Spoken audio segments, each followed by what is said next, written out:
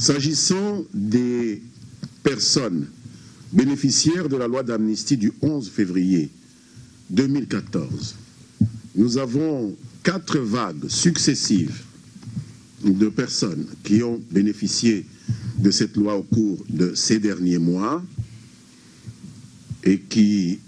aujourd'hui même pour la plupart, vont être libérées. Des magistrats sont maintenant même en attente de ce point de presse, de la confirmation par le gouvernement, pour procéder à la libération de ses concitoyens et ceux qui ne sont pas en prison, qui sont à l'extérieur du pays ou qui sont fugitifs, sauront en attendant leur nom qu'ils peuvent rentrer sans inquiétude dans leur foyer. En ce qui concerne l'évolution de la situation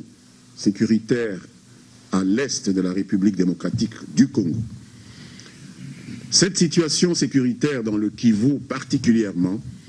est dominée par quelques nouvelles assez bonnes, somme toute, notamment la mort confirmée du sieur Kassada Karume,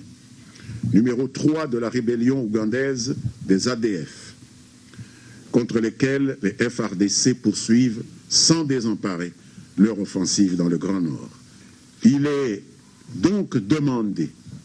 à tous les téléspectateurs congolais de faire désormais un peu attention lorsqu'ils veulent acquérir un appareil récepteur TV,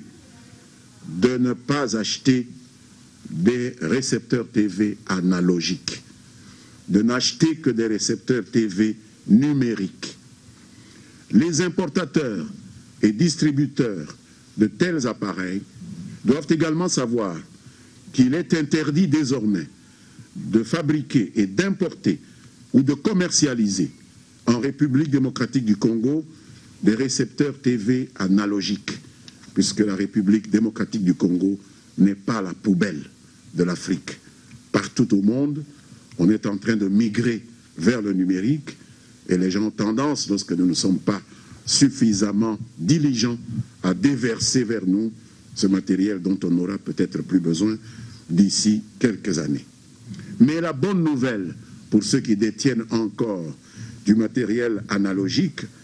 c'est que tous ceux qui possèdent de tels récepteurs, et nous les savons nombreux dans nos familles, des télévisions analogiques, ils pourront continuer à recevoir les émissions, même en numérique, moyennant un décodeur qui sera très bientôt disponible.